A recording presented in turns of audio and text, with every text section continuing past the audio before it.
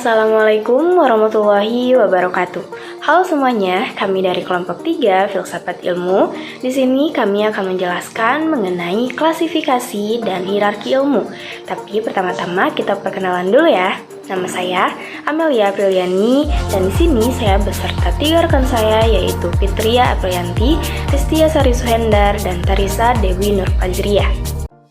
Oke, sedikit menjelaskan mengenai latar belakangnya dulu ya. Sepanjang sejarahnya, manusia dalam usahanya memahami dunia sekelilingnya mengenal 2 sarana, yaitu pengetahuan ilmiah, scientific knowledge, dan pengetahuan gaib, mystical exploitation. Kini, di satu pihak manusia memiliki sekelompok pengetahuan yang sistematis dengan berbagai hipotesis yang telah dibuktikan kebenarannya secara sah. Tetapi di pihak lain, sebagian mengenal pula aneka keterangan gaib yang tidak mungkin diuji sahnya untuk menjelaskan rangkaian peristiwa yang masih berada di luar jangkauan pemahamannya. Di antara rentangan pengetahuan ilmiah dan penjelasan gaib itu terdapatlah persoalan ilmiah yang merupakan kumpulan hipotesis yang dapat diuji, tetapi belum secara sah dibuktikan kebenarannya. Ilmu sebagai aktivitas ilmiah dapat berwujud penelaah, penyelidikan, usaha menemukan, atau pencarian. Oleh karena itu, pencarian biasanya dilakukan berulang kali, maka dalam dunia ilmu kini dipergunakan istilah research atau penelitian untuk aktivitas ilmiah yang paling berbobot guna menemukan pengetahuan baru. Dari aktivitas ilmiah dengan metode ilmiah yang dilakukan para ilmuwan dapatlah dihimpun sekumpulan pengetahuan yang baru atau disempurnakan pengetahuan yang telah ada. Sehingga di kalangan ilmuwan maupun para filsuf pada umumnya terdapat kesepakatan bahwa ilmu adalah sesuatu kumpulan pengetahuan yang sistematis. Pengetahuan yang telah disempurnakan atau yang dikenal dengan sebutan ilmu itu bermacam-macam. Oleh karena itu, kami akan membahas berbagai macam ilmu yang dikemukakan oleh para ilmuwan guna mengingat pentingnya mengetahui dan mempelajari ilmu tersebut. Tapi sebelum itu, kita masuk ke pengertian ilmu terlebih dahulu yang akan dijelaskan oleh rekan saya yaitu Ristia Sari Suhendar. Pengertian ilmu. Istilah ilmu pengetahuan merupakan suatu pleonasme, yaitu pemakaian lebih daripada satu kata yang maknanya sama dalam bahasa Inggris science. Ilmu tidak sama dengan pengetahuan ilmu yang bermakna ganda. Menurut cakupannya, ilmu merupakan sebuah istilah umum untuk menyebut segenap pengetahuan ilmu yang dipandang sebagai satu kebetulan. Ilmu menunjukkan kepada masing-masing bidang pengetahuan ilmiah yang mempelajari suatu pokok soal tertentu. Istilah sains Inggris kadang-kadang diberi arti khusus lebih terbatas lagi, yaitu sebagai pengetahuan sistematis mengenai dunia fisik atau material pengetahuan. Paling umum, para filsuf cenderung terdapat pemahaman bahwa ilmu adalah kumpulan yang sistematis dari pengetahuan. Pengertian ilmu sebagai pengetahuan sesuai dengan asal-usul istilah sains Latin ilmiah scire tunnel plurale. Akhirnya ilmu dapat didefinisikan sebagai rangkaian aktivitas manusia yang rasional dan kognitif dengan berbagai metode sehingga menghasilkan kumpulan pengetahuan yang sistematis untuk mencapai kebenaran, memperoleh pemahaman, memberi penjelasan ataupun melakukan penerapan. Oke teman-teman, jadi itulah pengertian ilmu yang sudah rekan saya sampaikan. Sekarang langsung masuk ke klasifikasi ilmu dan ilmu pada zaman purba dan abad pertengahan yang akan dijelaskan oleh rekan saya berikutnya yaitu Tarisa Dewi Nurfazriah. Di sini saya akan menjelaskan tentang klasifikasi ilmu. Klasifikasi atau pergolongan ilmu pengetahuan mengalami perkembangan atau perubahan sesuai dengan semangat zaman. Pemunculan suatu cabang ilmu baru terjadi karena adanya faktor. Berholselitz menyebut adanya 3 hal sebagai berikut. Pembentukan suatu disiplin khusus yang baru dalam bidang ilmu manapun berkaitan dengan 3 syarat, yaitu yang pertama, eksistensi dan pengenalan seperangkat problem-problem baru. Yang menariknya, perhatian beberapa penyelidik. Yang kedua yaitu pengumpulan sejumlah cukup data yang akan memungkinkan penerapan generalisasi-generalisasi yang cukup luas lingkupnya untuk menunjukkan ciri-ciri umum. Problem-problem yang sedang diselidiki. Ketiga yaitu pencapaian pengakuan resmi atau institusional terhadap disiplin batu itu. Dengan berkembangnya demikian banyak cabang ilmu khusus, timbullah masalah pokok tentang pergolongan ilmu-ilmu atau pembagian klasifikasi. Lalu, pada zaman purba dan abad pertengahan, pembagian ilmu pengetahuan pada zaman ini berdasarkan artis liberalis atau kesenian yang merdeka, yang terdiri atas dua bagian, yaitu yang pertama, trivium atau tiga bagian, yaitu gramatika bertujuan agar manusia dapat berbicara yang baik, dialektika bertujuan agar manusia dapat berpikir baik, formal dan logis, retorika bertujuan agar manusia dapat berbicara dengan baik, quadrivium atau empat bagian yaitu aritmatika yaitu ilmu hitung, geometri yaitu ilmu ukur, musika yaitu ilmu musik, astronomia yaitu ilmu perbintangan. Nah, jadi itu ya teman-teman klasifikasi ilmu dan ilmu pada zaman purba dan abad pertengahan yang telah rekan saya sampaikan. Selanjutnya masuk ke ilmu menurut tokoh-tokoh filsafat yang akan dijelaskan oleh rekan saya selanjutnya, yaitu Fitria Aprianti dan dilanjutkan oleh rekan saya Ristia Sari Suhendar dan Tarisa Dewi Nurfajriyah. Di sini saya akan sedikit menjelaskan tentang menurut tokoh-tokoh filsafat. Pertama, menurut Deleuze. Tokoh ini membagi pengetahuan ilmiah berdasarkan dua hal, yaitu ragam pengetahuan dan jenis pengetahuan.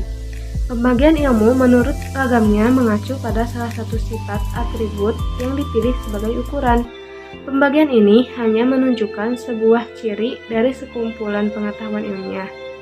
Sifat atribut yang akan dipakai dasar untuk melakukan pembagian dalam ragam ilmu adalah sifat dasar manusia yang berhasrat mengetahui dan ingin berbuat. Dengan demikian, Deleuze membagi ilmu menjadi dua ragam, yaitu ilmu teoritis dan ilmu praktis. Selanjutnya, menurut Christian Wolff mengklasifikasikan ilmu pengetahuan ke dalam tiga kelompok besar, yaitu ilmu pengetahuan empiris, matematika, dan filsafat. Wolff menjelaskan pokok-pokok pikirannya mengenai klasifikasi ilmu pengetahuan itu sebagai berikut. 1. Dengan mempelajari kodrat pemikiran rasional, dapat ditemukan sifat yang benar dari alam semesta. 2. Pengetahuan kemanusiaan terdiri atas ilmu-ilmu murni dan filsafat praktis. Ketiga, ilmu-ilmu murni dan filsafat praktis sekaligus merupakan produk berpikir deduktif. Keempat, seluruh kebenaran pengetahuan ditunjukkan dari hukum-hukum berpikir. Kelima, jiwa manusia dalam pandangan Wolff dibagi menjadi tiga, yaitu mengetahui, menghendaki, dan merasakan. Klasifikasi ilmu pengetahuan menurut Wolff ini diskemakan sebagai berikut. Ke-1, ilmu pengetahuan empiris kosmologis, empiris psikologi empiris. Kedua, matematika murni, aritmatika, geometri, dan aljabar, campuran mekanika, dan lain-lain. Ketiga, filsafat spekulatif, metafisika, umum ontologi, dan khusus psikologi, kosmologi, teologi, praktis atau logika, kehendak ekonomi, etika, politik, dan pekerjaan teknologi dan pekerjaan fisik teknologi. C. Augustus Comte. Pada dasarnya, pengelolaan ilmu pengetahuan yang dikemukakan Augustus Comte sejalan dengan sejarah ilmu pengetahuan itu sendiri, yaitu menunjukkan bahwa gejala dalam ilmu pengetahuan yang paling umum akan tampil terlebih dahulu. Urutan dalam pengelolaan ilmu pengetahuan Augustus Comte sebagai berikut. Yang pertama, ilmu pasti merupakan dasar bagi semua ilmu pengetahuan.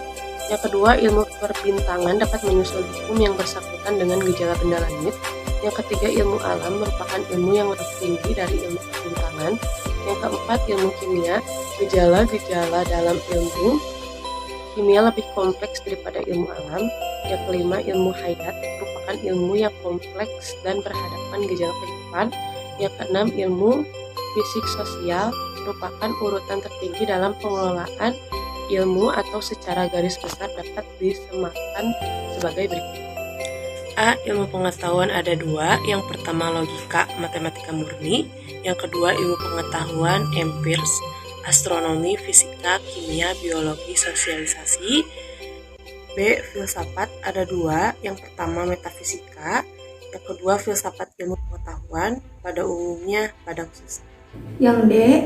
Karl Raimund Popper mengemukakan bahwa sistem ilmu pengetahuan manusia dapat dikelompokkan ke dalam 3 dunia, yaitu dunia 1, dunia 2, dan dunia 3. Popper menyatakan bahwa dunia 1 merupakan kenyataan fisis dunia, sedangkan dunia kedua adalah kejadian dan kenyataan fisikis dalam diri manusia.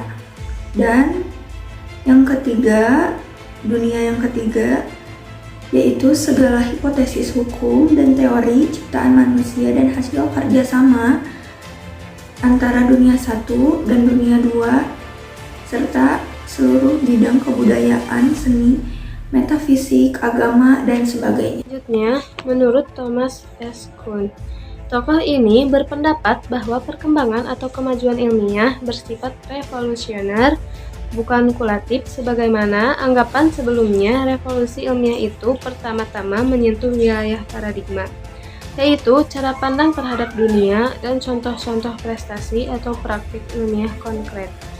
Menurut Kuhn, cara kerja paradigma dan terjadinya revolusi ilmiah dapat digambarkan ke dalam tahap-tahap sebagai berikut. Tahap pertama, paradigma ini membimbing dan mengarahkan aktivitas ilmiah dalam masa ilmu normal. Selama menjalankan aktivitas ilmiah, para ilmuwan menjumpai berbagai fenomena yang tidak dapat diterangkan dengan paradigma yang dipergunakan sebagai bimbingan atau arahan aktivitas ilmiahnya. Ini dinamakan anomali. Tahap kedua, menumpuknya anomali menimbulkan krisis kepercayaan dari para ilmuwan terhadap paradigma. Tahap ketiga, para ilmuwan bisa kembali lagi pada cara-cara ilmiah yang sama dengan memperluas dan mengembangkan suatu paradigma yang dipancing biasanya memecahkan masalah dan membimbing aktivitas ilmiah berikutnya. F. Jürgen Habermas. Pandangan Jürgen Habermas tentang klasifikasi ilmu pengetahuan sangat terkait dengan sifat dan jenis ilmu pengetahuan yang dihasilkan, akses kepada realitas, dan tujuan ilmu pengetahuan itu sendiri. Ignaz Claden menunjukkan 3 jenis metode ilmiah berdasarkan sifat dan jenis ilmu seperti terlihat dalam bagian berikut. Ignaz Claden menunjukkan pandangan Habermas tentang ada 3 kegiatan utama yang langsung mempengaruhi dan menentukan bentuk tindakan dan bentuk pengetahuan manusia, yaitu kerja, komunikasi, dan kekuasaan. Dia Francis Bacon. Francis Bacon mendasarkan klarifikasi ilmunya pada subjeknya, yaitu daya manusia untuk mengetahui sesuatu berdasarkan hal tersebut, yang membeda-bedakan sebagai berikut. Yang pertama, ilmu pengetahuan ingatan, yaitu membicarakan masalah-masalah atau kejadian yang telah lalu meskipun dimanfaatkan untuk masalah. Kedua, ilmu pengetahuan khayal, yaitu membicarakan kejadian-kejadian dalam dunia khayal berdasarkan dan untuk keperluan dunia nyata. Yang ketiga, ilmu pengetahuan akal, yaitu umumnya pembahasan mengandalkan diri pada logika dan kemampuan bekerja. Klarifikasi tersebut tidak dapat digunakan apabila pemikiran kita berkembang pada pandangan bahwa kita tidak akan mungkin mengenal dengan akal, ingatan, atau daya hayalan semata, tapi dengan seluruh pribadi kita. Bagian H dari Aristoteles. Aristoteles memberikan suatu klasifikasi berdasarkan objek formal, yaitu ilmu teoritis, spekulatif, praktis, dan poietis produktif. Ilmu teoritis bertujuan bagi pengetahuan itu sendiri, yaitu untuk keperluan perkembangan ilmu. Ilmu praktis yaitu ilmu pengetahuan yang bertujuan mencari norma atau ukuran bagi perbuatan kita poietis, yaitu ilmu pengetahuan yang bertujuan menghasilkan suatu hasil karya, alat, dan teknologi. Selanjutnya, menurut Wilhelm Wildeben membeda-bedakan ilmu pengetahuan alam dan ilmu sejarah. Menurutnya, kedua jenis ilmu pengetahuan itu tidak berbeda dalam hal objeknya, karena objeknya satu, yaitu kenyataan. Adapun perbedaan terletak pada metode-metode. Untuk ilmu pengetahuan alam disebut nomotetis, yaitu berhubungan dengan nomos atau norma yang menunjuk pada adanya usaha untuk membuat hal umum atau generalisasi. Sedangkan ilmu sejarah menggunakan metode ideografis, yaitu tertuju pada hal yang sifatnya individual atau tidak umum, tetapi menuju individualisasi, serta hanya terjadi sekali atau bersifat kain malik, artinya tidak dapat diulangi dan tidak pula dapat diduga atau diramalkan.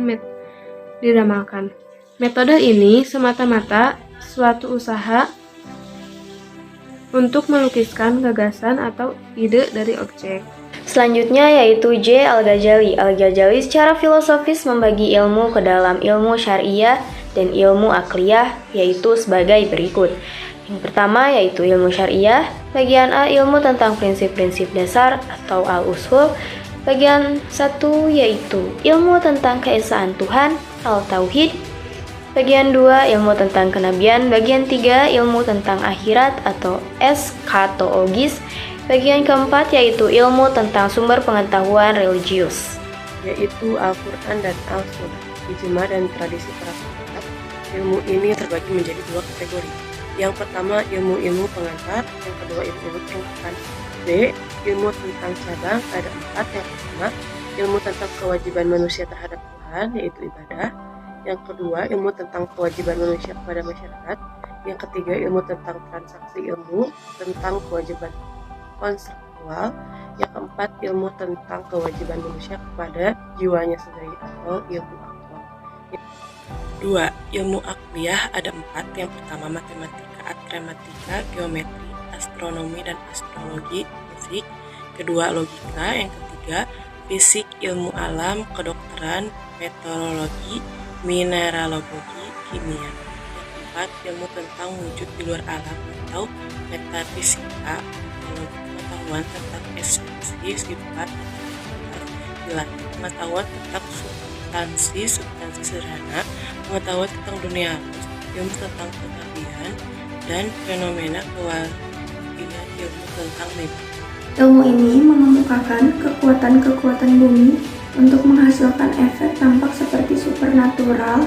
Pembagian ilmu-ilmu dewasa ini menimbulkan rincian yang dinamakan disiplin ilmu dan cabang ilmu dalam masyarakat ilmuwan saat ini. Klasifikasi ilmu didukung banyak ahli, adapun ilmu tersebut dibagi menjadi yang pertama, ilmu pengetahuan a priori rasional. Teori ilmu pengetahuan menuntut penyandaran kita terhadap pengertian pengetahuan, penyandaran terhadap pengetahuan yang berdasarkan pengalaman serta pengetahuan yang tidak bergantung pada pengalaman. Penyandaran pertama menimbulkan pengetahuan a priori sebelum pengalaman. Penyandaran kedua atau terakhir menghasilkan ilmu pengetahuan a posteriori sesudah pengalaman. Dan yang kedua ada ilmu pengetahuan alam dan rohani. Ilmu pengetahuan alam dan rohani berbeda karena objeknya. Perbedaan pertama berobjekkan pada hal-hal yang cukup dijangkau atas dasar. Selain itu, terdapat pula pengklasifikasikan ilmu yang terdapat dalam Undang-Undang Pokok Pendidikan tentang Perguruan Tinggi Nomor 22 Tahun 1961 di Indonesia, yang terdiri atas 4 kelompok. 1. Ilmu agama atau kerohanian yang meliputi ilmu agama dan ilmu jiwa. Kedua, ilmu kebudayaan yang meliputi ilmu sastra, ilmu sejarah, ilmu pendidikan, ilmu filsafat. Ketiga, ilmu sosial yang meliputi ilmu hukum, ilmu ekonomi, ilmu sosial politik, ilmu ketatanegaraan, dan ketataniagaan. Yang keempat, ilmu eksakta dan teknik yang meliputi A. Ilmu hayat, B. Ilmu kedokteran, C. Ilmu farmasi, D. Ilmu kedokteran hewan, E. Ilmu pertanian, F. Ilmu pasti alam, G. Ilmu teknik, H. Ilmu geologi, I. Yang terakhir, ilmu oceanografi. Nah, itu ya teman-teman, ilmu menurut tokoh-tokoh filsafat. Oke teman-teman, kita masuk ke yang terakhir, yaitu hierarki ilmu. Jadi apa sih hierarki ilmu itu? Hierarki ilmu merupakan urutan atau tingkatan dari ilmu. Secara umum ada 3 basis yang sangat mendasar dalam menyusun secara hierarkis, yaitu ilmu-ilmu metodologis, ontologis, dan etis. Hampir ketiga kriteria ini dipakai dan diterima oleh para ilmuwan muslim sesudahnya membuat klasifikasi ilmu-ilmu, sebagaimana setelah dikemukakan suatu disiplin ilmu terbagi dalam sejumlah specialty yang dalam bahasa Indonesia sebaiknya disebut cabang ilmu. Cabang ilmu atau specialty ini pada umumnya juga telah tumbuh cukup luas, sehingga dapat dibagi lebih terperinci menjadi beberapa rating ilmu. Kadang-kadang sesuatu rating ilmu yang cukup pesat pertumbuhannya bisa mempunyai perincian lebih lanjut yang kami sebut tangkai ilmu. Jadi, dalam ruang lingkup sesuatu jenis ilmu yang bercorak teoritis dan praktis terdapat urutan tata jenjang yang merupakan hierarki ilmu sebagai berikut. Yang pertama jenis ilmu, yang kedua rumpun ilmu, yang ketiga cabang ilmu, dan keempat tangkai ilmu. Itulah yang dimaksud dengan hierarki ilmu. Oke teman-teman, jadi itu ya penjelasan dari saya dan beberapa rekan saya mengenai klasifikasi dan hierarki ilmu yang dimulai dari latar belakang, pengertian, sampai tadi yang terakhir, yaitu hierarki ilmu. Jadi cukup sekian yang dapat kelompok kami jelaskan. Kurang lebihnya kami mohon maaf. Sekian dari kelompok kami. Wassalamualaikum warahmatullahi wabarakatuh.